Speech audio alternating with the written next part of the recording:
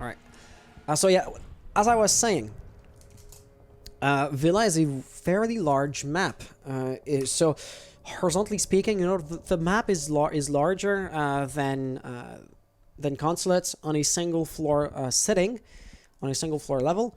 Plus, it has 3 floors, which is something not every map does. For example, compared to Coastline, compared to Border, these 2 maps, though they're, well, in their own way, not exactly tiny, they are basically made with 1 floor less than this map. So roaming potential is pretty interesting, considering, well, roamers have an entire basement area in which they can disappear and then reappear from the exact opposite of the building. With 3 staircases, it is even easier for said roamers to evade the attackers, because if the one staircase is watched, just use the other one. And it's not realistic for a team to be watching like all 3 staircases at once. So that being said, Nomad being taken off the board is going to be really interesting, because, well, that kind of speaks of a certain intent of roaming. Like, if you didn't think you'd be roaming, you wouldn't be banning a anti-roaming operator. After all, Nomad's not going to be worth much if you're just sitting on the OBJ waiting for the attackers to peek you. Maverick is going against hard breaching, and hard breaching is fairly important in this map, granted, but it's not like as important as some other maps that will have garage areas. For example, the prime example I think would be Clubhouse. Actually, the basement, you live or you die by your reinforced hatches. On CCTV, it's going to be the same thing. Both the garage reinforced walls have to be opened, and that other small balcony is absolutely primordial as well. Crido. I hope I didn't butcher it. I unfortunately think I did. Hello. How are you doing in this fine, well, night at this point? Except if you're on the West Coast. If you're, say, from California, it would be, what, like 8 or 9 at your place by now, so it's not as late as it is in here. However, our first defense is going to go Aviator and Games Room. It's pretty standard, I'd say. Like, okay, here in Villa, there are 2 primary bomb sites. You either go games or you go statues first. You know, it might just come down to the comfort level of either teams. Like, if you spend more time stratting on statues, go statues first. Like, it's not going to be too surprising. Just like for Clubhouse, if you go in the basement area first, it's not unheard of. So with that being said, Protest Champions are absolutely going to be predictable by picking the best liked bomb site out of the 2 main ones, I'd say, with a fairly interesting composition. So we do see 2 operators that will be fairly important if you want to slow down the push. Yushi, for example, here with Maestro, you really do know how he can harass the attackers, force them to turn around, take a look at the Evil Eye. Presumably it will be hidden once again behind the bulletproof shielding, and as such, you can waste the attacker's time. I don't have to go into too much details how Legion can be a true nuisance as well. What's going to be interesting, however, is the attacker's composition. Like, we absolutely can see a real intent of opening up these reinforced walls with the double hard breaching capabilities, and I do suspect that, well, Maestro, or Maverick, should I say, is not in the composition simply because he's been banned. So, the attackers here, Frosty, is doing as much as possible to hinder those reinforced walls of being a real problem. The one thing I want to point out is the Evil Eye here. It is in a great positioning to destroy any and all thermite charges or Hibana's X-Kairos, hence why it's going to be so important to destroying it, which is what Gray Smitty here exactly did. However, he will be peaked exactly as he pulls out the needle of his foot. I believe that was Legion, who's already back on OBJ. However, he was really proficient at just harassing the attackers, being a nuisance without exposing himself too much. So the risk to his person was fairly small, and yet, you know, he's distracting the attackers. But not all of them, as Prod here is getting a first kill. Nice first blood. Will he get a second one? No, unfortunately not. That's going to be Legion getting the refrag, and that's not going to be diffuser lost. I'm not sure if Protest Champions are aware of that, because had chat been aware of that, I believe he would be watching the angle like a hawk, which he's not. Saying goodnight to me, well, I'm not sure if that was entirely deserved. However, Gray Smitty here He wants to peek that angle, however, he knows how dangerous that is. However, with Doc now being taken off the board by Hibana, that would be Graysmith's time to shine. Ready to push in, does not get the kill on Maestro, does not get the kill on Legion either, unfortunately.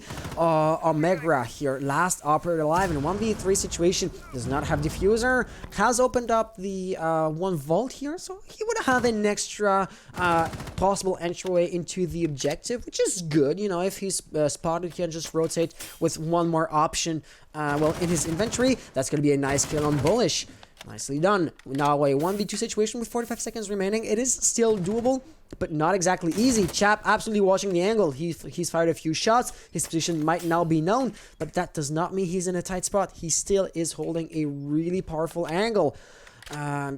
Yeah, Omegra is really debating what he wants to do next. Another kill. It's now a triple kill for him. Nicely done. There's nothing he can do against this Eli does, so his positioning will be known constantly, except if he's in a blind spot like he is right now. He has set foot on OBJ. That's nicely done. However, with no diffuser in hand, there's not much he can do. 12 seconds remaining. Will Chap be this aggressive? He does not seem to notice. He does not have the diffuser, and that's it. Omegra had no choice but to push in.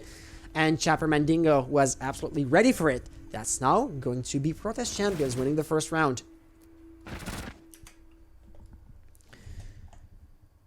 This is the point, or the part, where my co-caster would usually go into the analyzing phase while I work the mouse to do the replays. So sorry for the slight loss of energy here.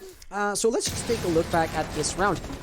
We really could see that Frosty absolutely intended on opening up the reinforced walls.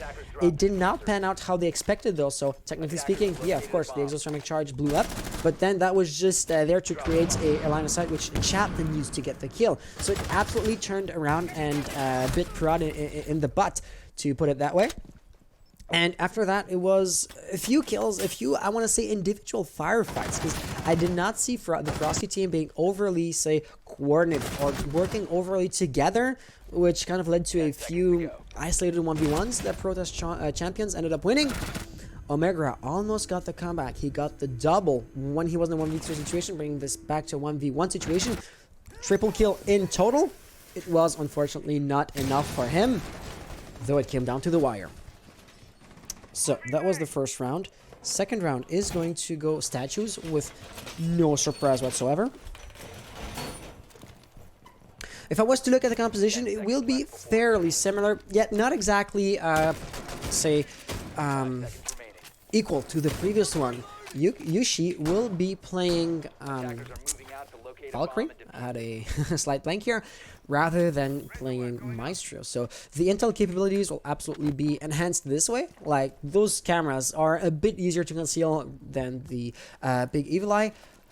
However, you will not have any potential of harassing the attackers, of, you know, destroying maybe one lucky thermite charge or that kind of stuff, should the Evil Eye remain hidden. So, as such, I totally expect Frosty to once again be in a total position of opening up the reinforced walls right here. Since I don't see too many roamers in the general area, that could be a nuisance. Like, nobody's on the first floor either to be, you know, shotgunning the ceiling, for example. Well, Solipure, since he still has the super shorty, rip mods in a few days, right? He could be playing verticality if he wanted to, but no, he will be staying here in Stature Room, which is somewhat uncharacteristic of a Modzy from, you know, not roaming. The roamer will be Bullish here, and Bullish might be facing off against Chemical fairly soon, so I believe Omegra is droning and will be sending intel. No, Chemical was droning. Omegra is no longer in the drone, but he just came out of it. If not, he'll be, well, a bit further along on his journey. So, all that being said, Bullish has absolutely been droned out. His position is known, and as such, he's holding a tight angle, just wanting to get the kill, should it come to that. But Frosty knows what's up, and they don't want to peek him, and it's such a strong positioning. Graysmith getting a first kill. That's going to be amazing. And now the attackers are poised to just funnel into the objective. Not that it's going to be an easy task, since Solis here is still on the hard right. Should Zofia peek, Graysmith is seemingly wanting to go for it, but he knows it would be a death sentence to do so. Yeah, exactly. He's being a bit too aggressive. Bullish getting a nice kill. That natural cell exploding harmlessly, however. And right here, this was Modzy being too aggressive on his own part. Now, the attackers, Frosty, have the upper hand. Chap has heard that camera being destroyed. He knows somebody is right here, but that's going to be Chemical not coming up the staircase. So he's watching a dead angle and basically chasing ghosts. Bullish on his side has been droned out. The attackers are, well, funneling in slowly but surely into the objective, and it is more and more looking like a retake situation. So right, Chap, for example, just barely evading those flash grenades, but this is going to incapacitate him just as long as he has to turn away to basically not get flashed. His position was absolutely known. Gets it down, but it out will be put down himself. Bullish getting a nice frag. Diffuser not yet planted. I have to assume the attackers don't have it. Oh yeah, Prod has it. Why is he then going Master's bedroom? I could not tell you, but that was all Bullish needed to get back on Trophy's room. So right now it will be pretty difficult for them to just plant the diffuser. And with 10 seconds remaining on the clock, it's exactly what they have to do pretty quickly. The diffuser plant is going down. He goes for the cheeky kill. That does not work, and Frosty will be winning round 2 thanks to Chemical, who was on the other bomb site. Here we go. When you have I believe this gun has an 80 bullets mag, you can just keep on shooting till your opponents will have to peek. If you have, you know, more bullets in your mag than the timer has time left, it's gonna be an easy kill. In Dull TV, everybody has been saying he's cheating. I'm a referee, so I cannot comment on that. They were, I believe, protested since it was like really long at some point, the 1/8 of a final, I believe, after the fact that the game had ended and before the results were actually accepted. So yeah, everybody seems suspicious of him. The official inquiry did not turn out anything, so yeah, that's pretty much all I have to say.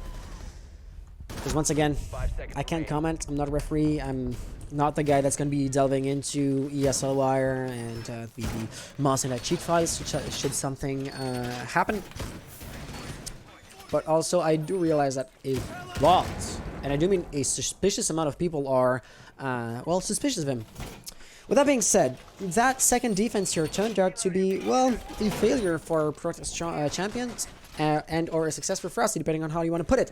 As such, Protest are absolutely going to go there again. They cannot go to Aviator yet, since this is only the 3rd round, and you wouldn't realistically expect them to go, say, dining here, right? So this time, however, Chapper will be a bit more aggressive. Like he stayed on OBJ last round, I believe, with Bullish being the roamer. He will once again be roaming in the general area of the OBJ. As I say this, he gets back on site. And Chap seemingly wants to contest the, insertion from Frosty should they walk into the 1st floor in order to prevent the verticality of being used against them by Protest Champions. However, this is exactly what Protest wants to do. Chap right here will be drowned out twice.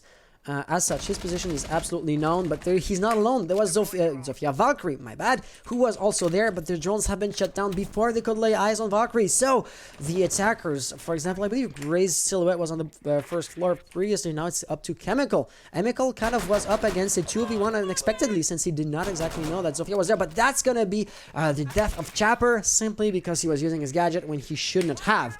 As such, Yushi will be so much easier to drone out. We can see Chemical's drone inching ever closer before getting shot out, but that's going to be fatal. Yushi, instead of fleeing, you should have gone for the kill or actually trying to defend yourself, because that was an easy kill. For those of you at home who are not too familiar with the esports or the Pro League HUD players, oh, that Nitro's not going to get a kill. Nice kill. Will actually get the frag on Haikadama. I'm not sure if I pronounced that right. On Thatcher. But yeah, in the meantime, Yushi, who wasn't in doubt but not out, has been put down forever. Realistically speaking, no help was going to come from him. He was just too alone, too isolated. So the remaining defenders will be on OBJ, but that does not mean they're harmless. As Serious Gamer here gets a nice kill through 2 doorways, through a breached wall, through another window, and on Prod K, I believe. It is now back to a 3v3 situation. Both teams are on equilibrium, and with 1 minute remaining on the clock, the attackers, Frosty, will have to make it quick, but it's still entirely doable. The ACOG here would be at Gray's advantage should Serious Gamer attempt to peek this again. However, the Protest team seems to be quite content in being a bit more passive now.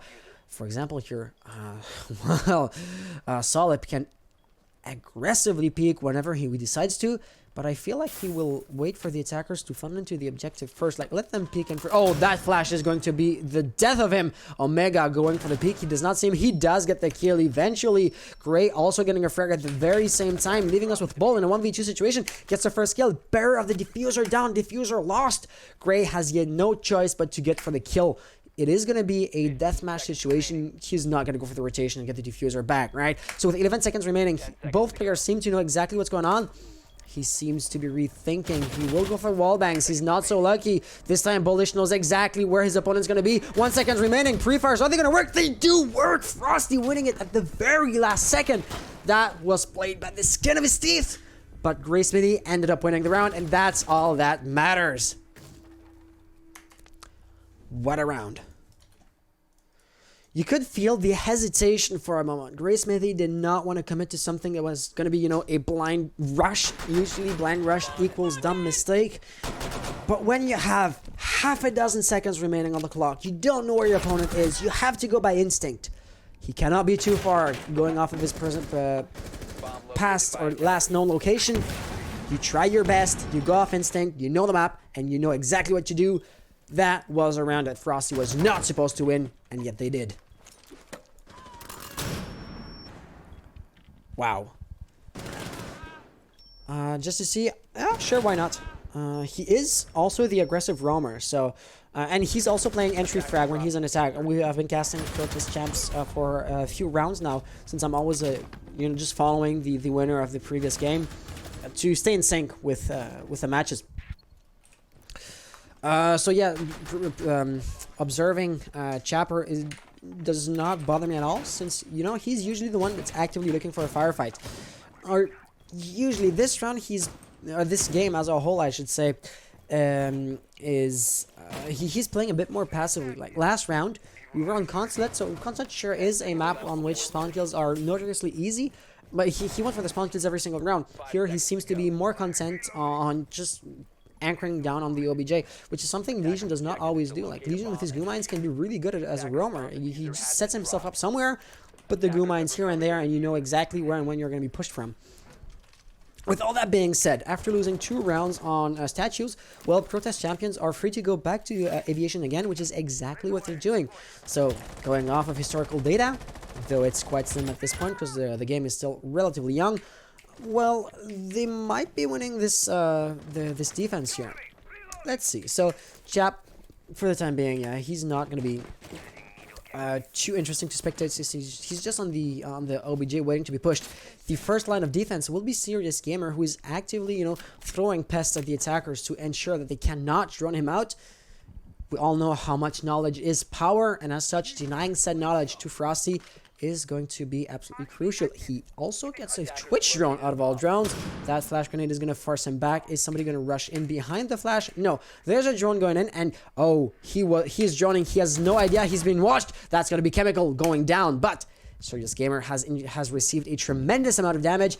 This is non-negligible. He will be forced off of the front lines. Yet he remains fairly aggressive. The name of the game was to get to Doc at this point. He had to get his health back up. And as such, Chap kind of took the lead. With that wall now being opened, the attackers are poised to just funnel into the games room. And right there, that's going to be Kadamka. That's going to be High. Let's call him High. High getting a nice kill on Chap, who will be shut down pretty early in the round, all things considered. However, the real danger was Maestro here with the heavy LMG. He could have been a real danger. He'll be shut down too. Just as soon as he dies, Doc dies too. Bullish, now last operator alive, and 1v3 situation, diffuser being planted. It is going to be looking like a retake situation. I believe there's a sweat in the red stairs. Exactly, there is one. He will be flashed. Will he be rushed immediately after?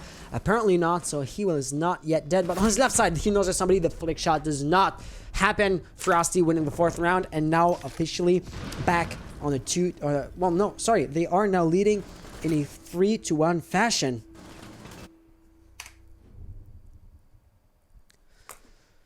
So that round was not too eventful for Chapper. You guys asked me to keep an eye on him, and yeah, he just lost the first firefight he ended up encountering.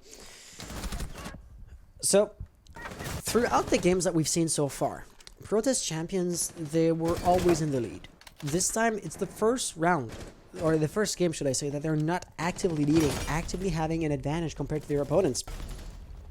And this is going to be a bit, I'd say, scary for them, because I have yet to see how they deal when they're on the back foot, when things are not going their way. Because it's easy to just steamroll on your opponent when, you know, the momentum is up, when morale is good, and when everything's going great.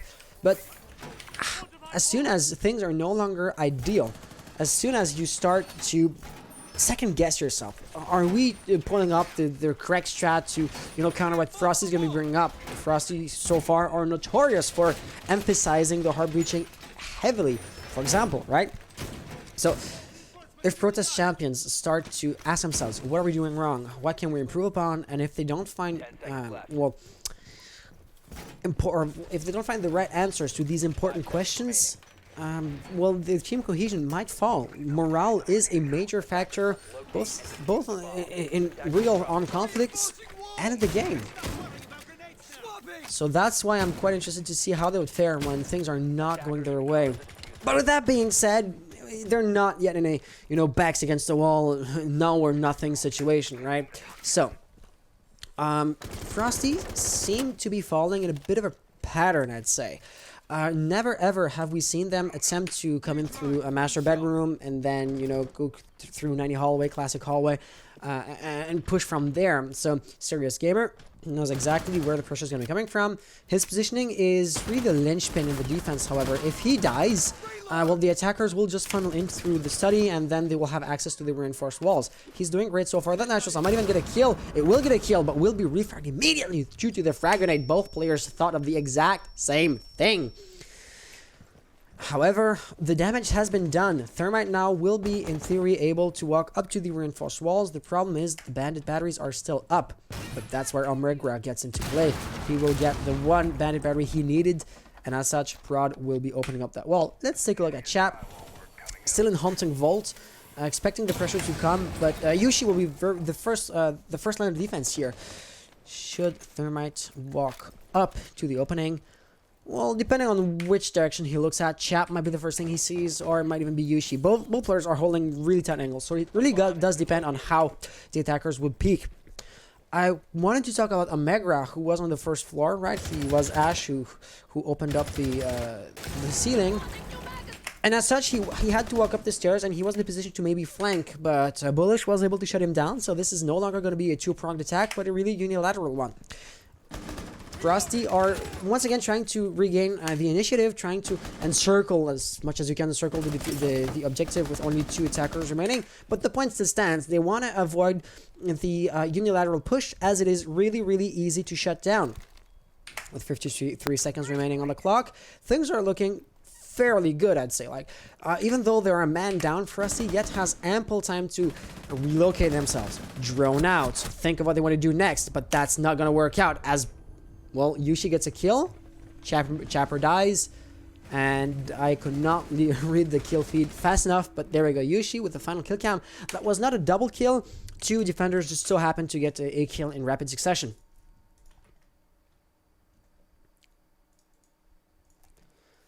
Let's go for the replays.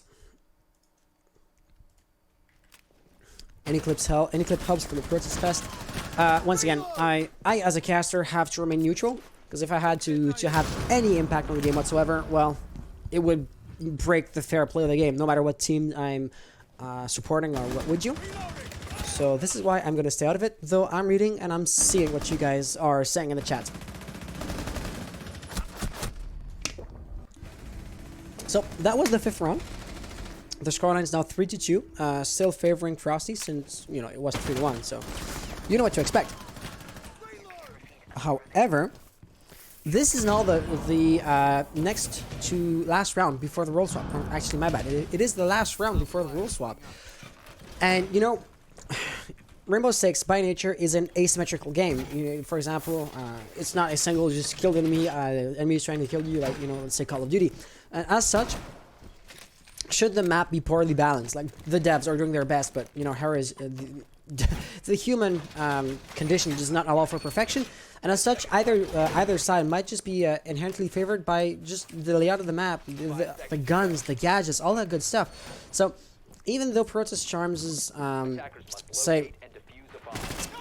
deficit that they have here points-wise is fairly slim, we might see the exact same thing mirrored for Frosty as soon as the role swap eventually occurs after this very last round.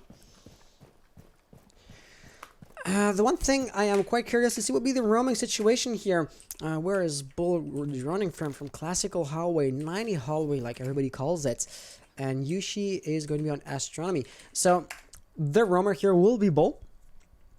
The one thing that's not happening this time, Protest last round that they defended the bottom floor, the statues, they sent people on the first floor, and Chemical this time is encountering no resistance whatsoever.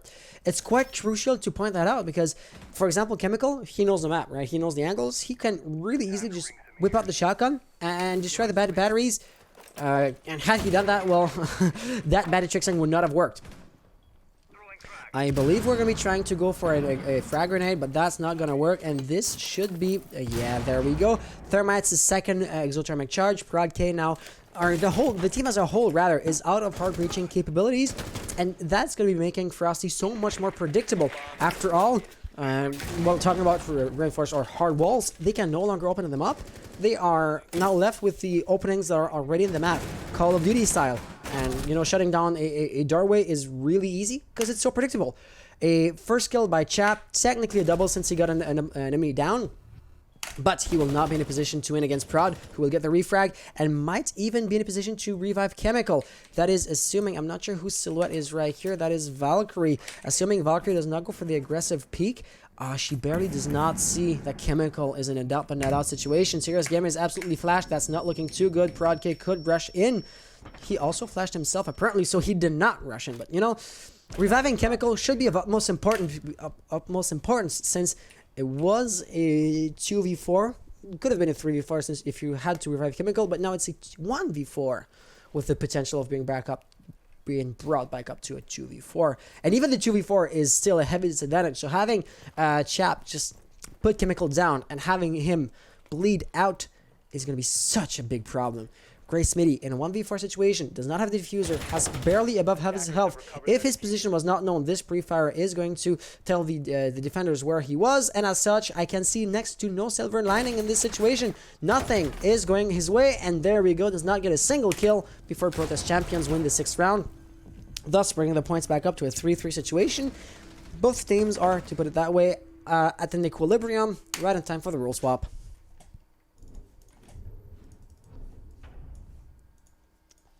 And here are the replays. So, what can I say this round? I really feel like Frosty kind of lost their identity compared to the first rounds. Maybe they've just settled for a different strategy, thinking if you fall into a pattern, Protest Champions they're going to know what we're up to and they're going to be in a strong position to shut us down. But the thing is, it really does seem to me like Frosty lives or dies by the hard breaching phase. And this time, Thermite lost both of his charges due to the badge tricksing job that Solip was able to provide. And as such, Frosty had no convincing response, no convincing plan B once Thermite was out of his charges. And if opening up the reinforced walls is so important to your team, to your strategy, why did Frosty not bring forth a Thatcher and or a Hibana? Furthermore, why did Jackal not try to open up the ceiling underneath Bandit's feet to make it clear that bandit fixing is going to be punished by death? I'm not sure if Frosty became complacent or if they just didn't pay attention or that kind of stuff, but definitely the failure of their hard breaching efforts by Thermite would be the single error that ended up costing them the round. With that being said, though, hard breaching is no longer gonna be their problem because now they're defending. Let's see how well they defend. Is there gonna be any spawn kill attempts? Does not seem to be the case. Also, no roamers. Every single defender on the Frosty team is yet on the bomb site itself. As such, for example, Yushi could really easily open up the reinforced walls. Chemical has planted no bandit batteries whatsoever, making it even easier for Yushi to open up set reinforced walls. So my question is, was that a mistake? Has he simply forgotten, or does he keep them in his back pocket for later on? Because you might say, okay, he wants to bandit tricks, but the thing is, Chemical is not going to get to, say, those walls if he wants to bandit tricks both walls. So he might as well place both batteries on, say, aviation, and then bandit tricks games room, and or vice versa, as Hibana's pellets are already smoking. Sirius is apparently preparing some KS-79 bullets or concussion nades to prevent bandit tricksing phase of occurring, but that's not even going to be attempted by Chemical. Once again, I'm kind of asking why and how that went down.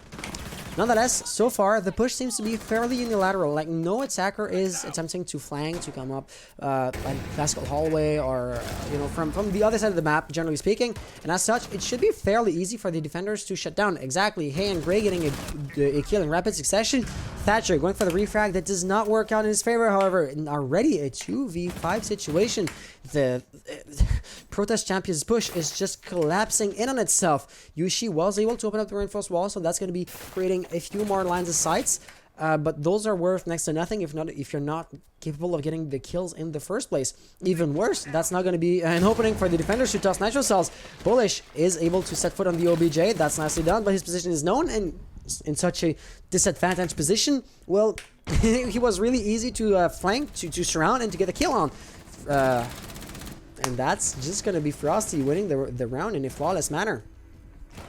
Absolutely no defender was killed in that defense of that round, and that's bound to be a heavy hit, I think, on the defenders or the attackers. Sorry, morale here. Protest Champions will have to figure something out because they're no longer just trailing ahead like they used to.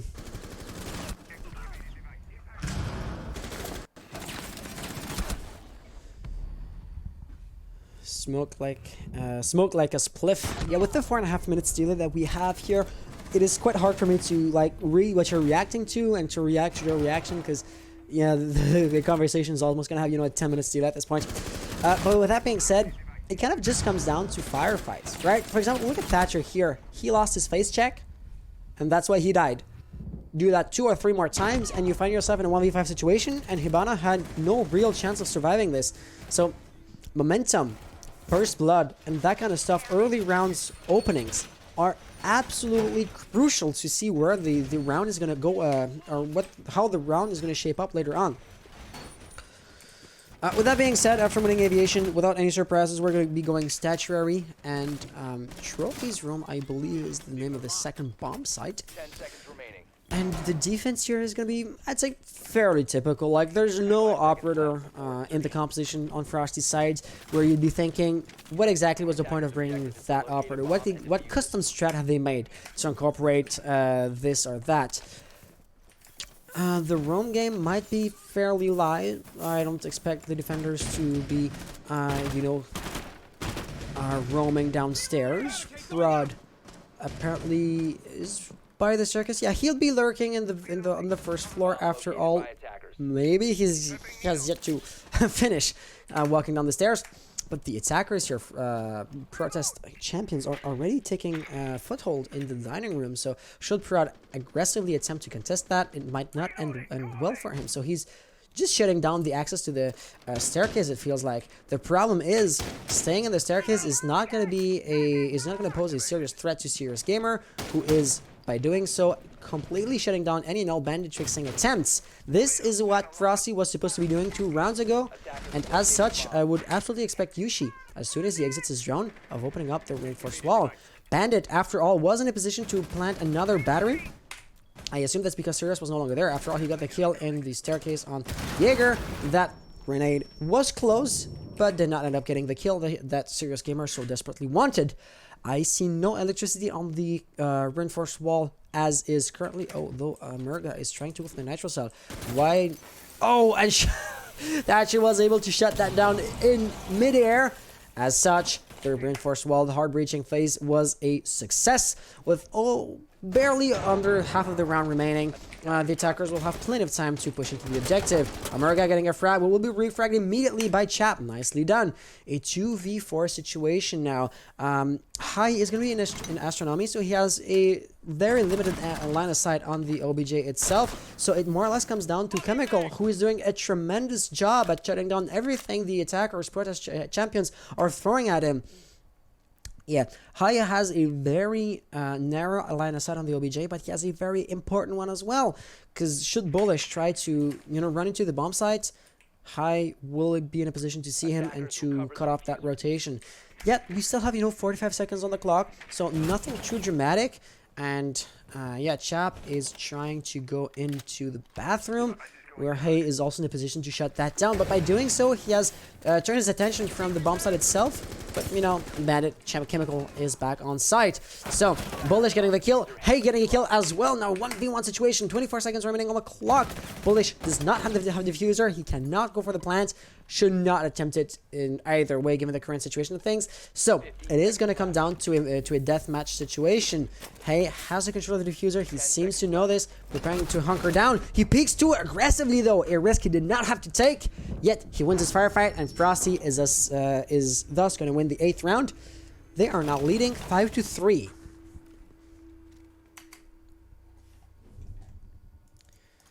Let's go for the replays.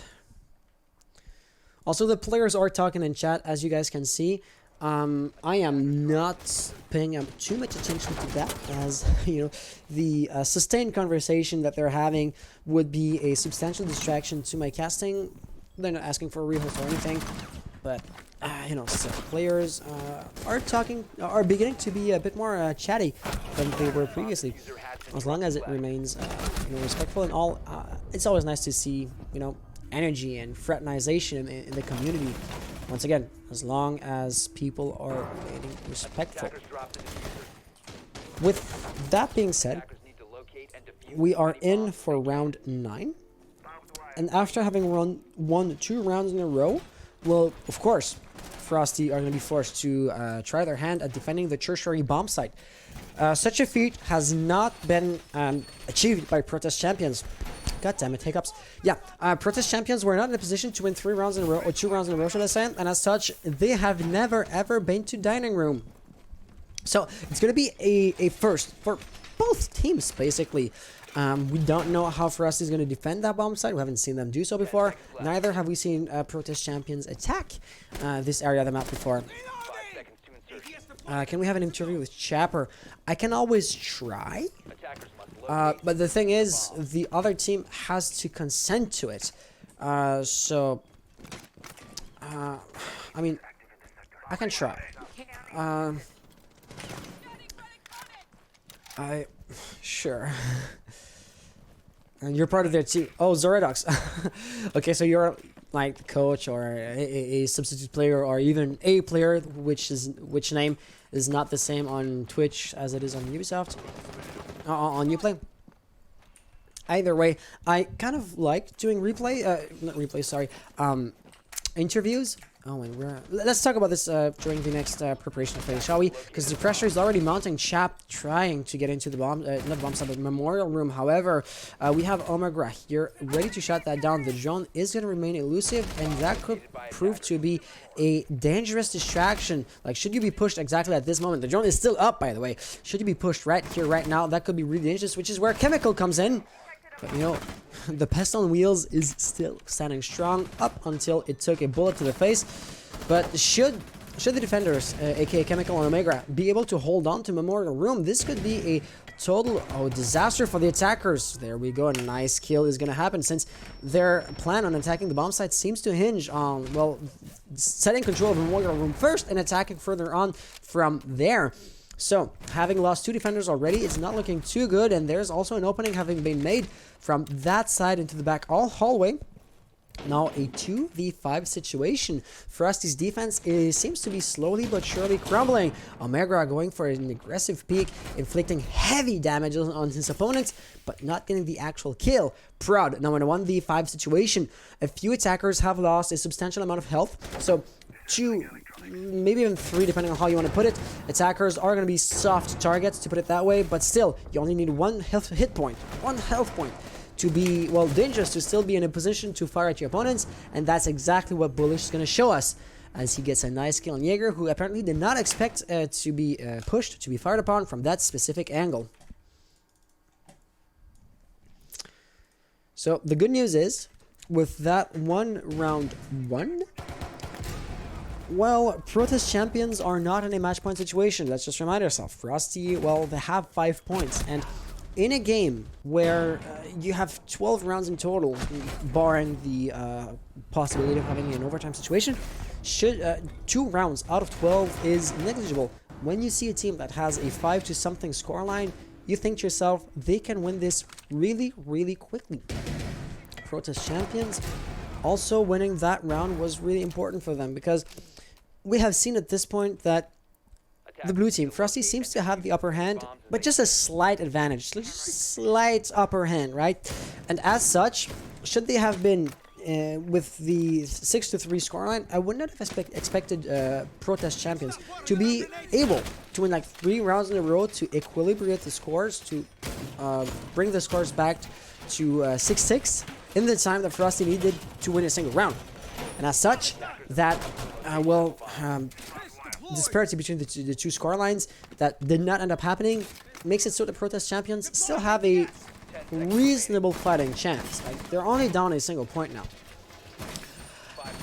The good news stops here, however. Since we're back at Games Room, this is a room on which Frosty had a notorious ease defending. Should that happen again, well, that dreaded 6-to-4 match point situation is gonna happen.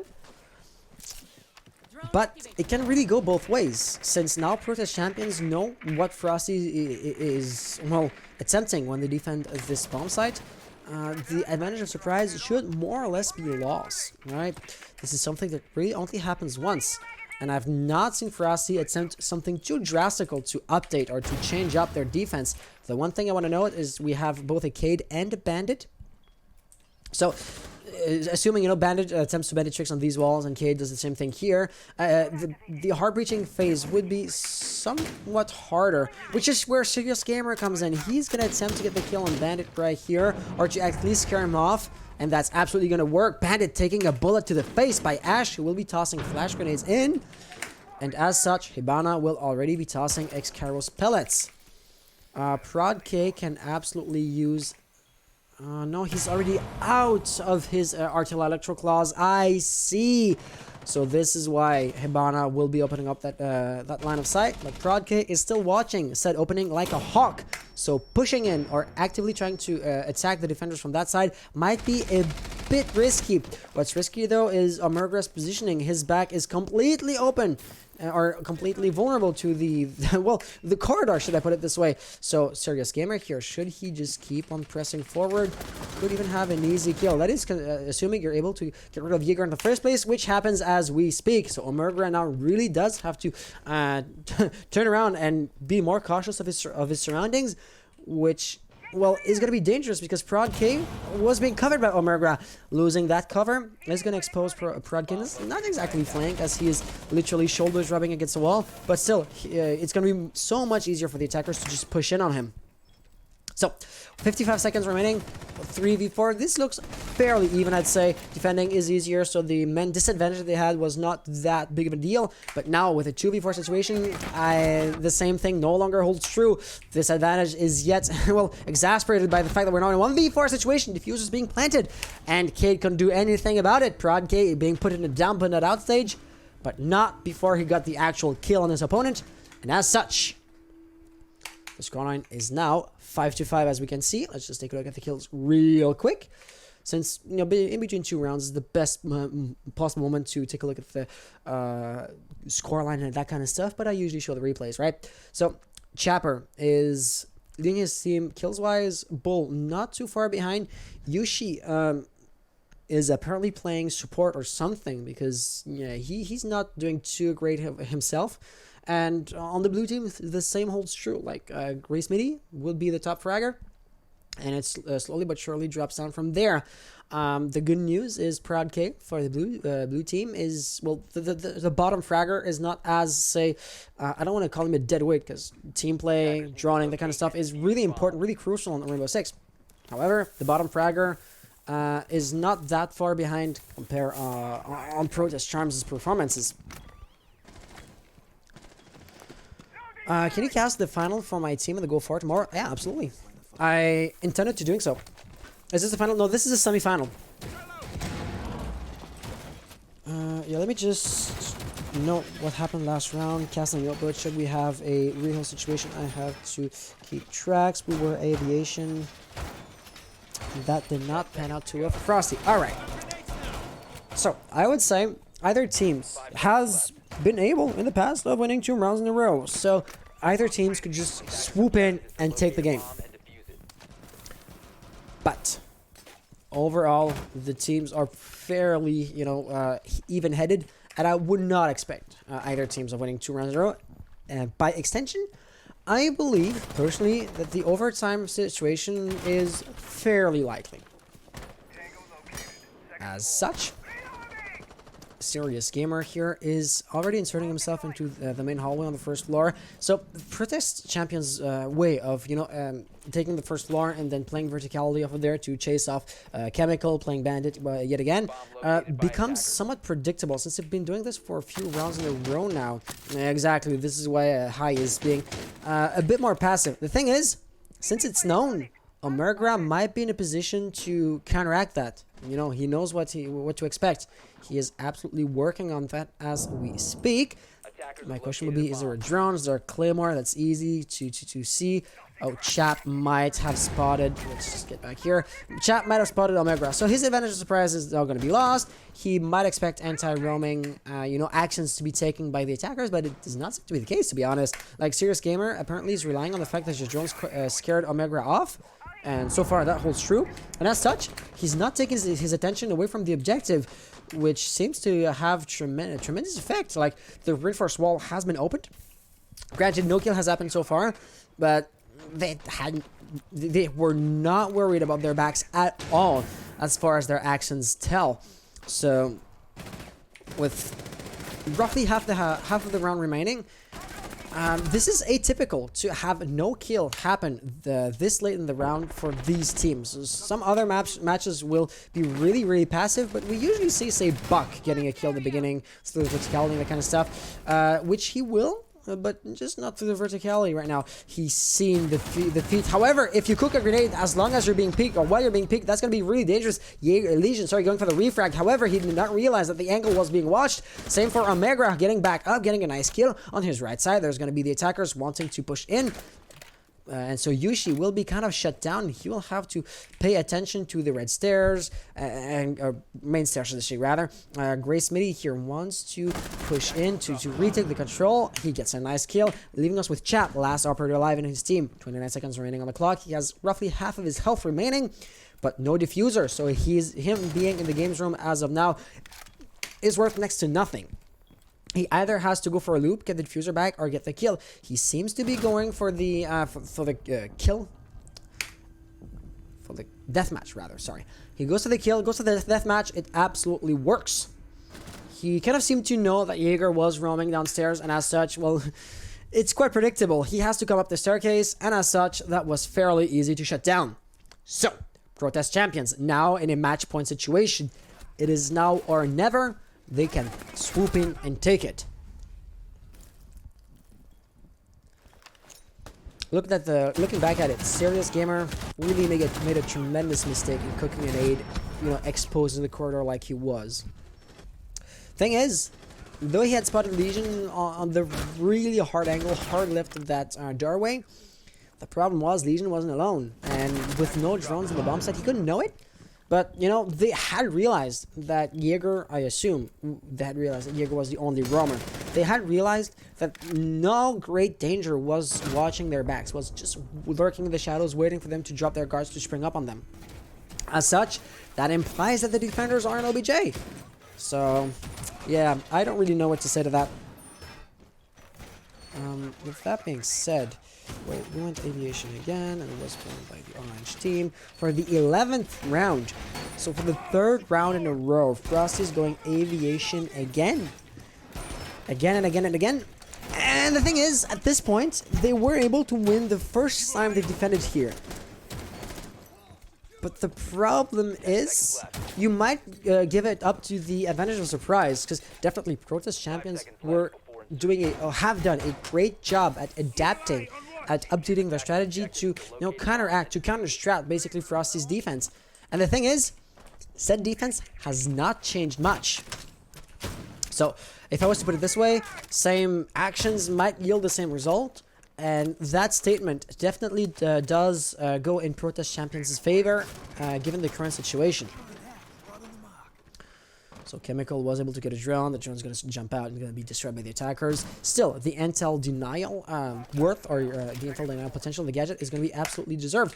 Gray Smitty, was he roaming? No, he got a kill on Thatcher. I'm not sure where Thatcher was. Where's the dead body?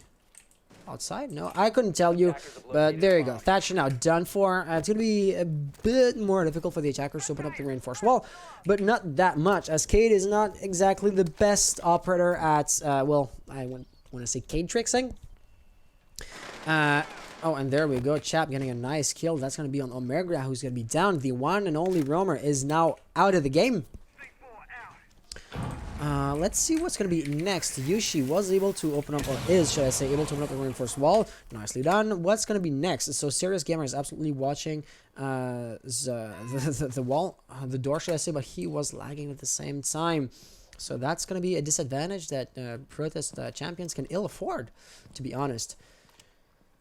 Like, the game is really tight, is really close as is. So, yeah, losing a player to a dumb disconnect is going to be really unfortunate. That just might sway the odds in Frosty's favor. Nonetheless, there's still over a minute remaining, so the attackers can still drone, can still relocate, ask themselves what do we want to do. This is going to be really dangerous, but Polish was going to be protecting him. Nicely done. And that Thermite charge has been shut down since as well, and that's now going to be Thermite himself being shut down. Diffuser lost as well, so a really, really important kill. The very definition of impact frag right there. Polish getting the fucking Chemical though. 1v2 situation, and the attackers are in the objective. I want to say, no, Polish is not yet on site, but it takes one operator to cover his teammate that's planting, and Protest Champions could take the game right here. However, if there's somebody that can pull off the clutch, it's going to be Maestro with the 80 bullet smack. There you go. Heavy pre-fires. Bullish apparently not going for the plant. That's not the bomb site. Like, I don't see why he'd be hitting the key to plant if he's not at the bomb site. He knows, right? And there we go. Protest Champions winning the game. Even if one of their players lost the connection.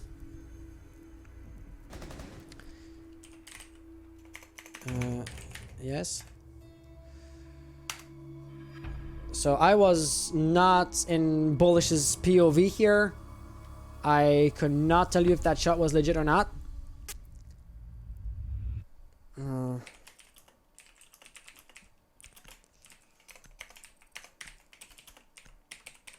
I was not like his POV. Like, it could have been a lucky wall hack, lucky wall bang. Sorry, there might have been a drone there, or it could have been a wall hack, and a proper cheat. I cannot know for sure, since I was in the POV of the victim here. Yeah. So I think you have to put up a protest if you want to see if you want the admins to take a look at the MOS files. The admins might be asleep right now since it's getting pretty late. But yeah, like I'm no referee. I cannot comment on that. Opening up a protest in the ESL webpage is don't know how it works too much, to be honest. I've gone through it myself.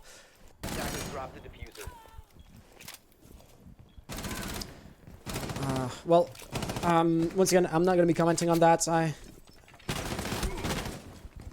I'm gonna stay neutral on that, but well, if you want to go through the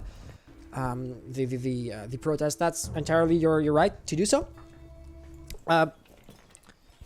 But with that being said, I still want to say that was a really nice match. You know, a 5-5 scoreline, the overtime situation was really likely. And with that being said, it was a great game, no matter the outcome.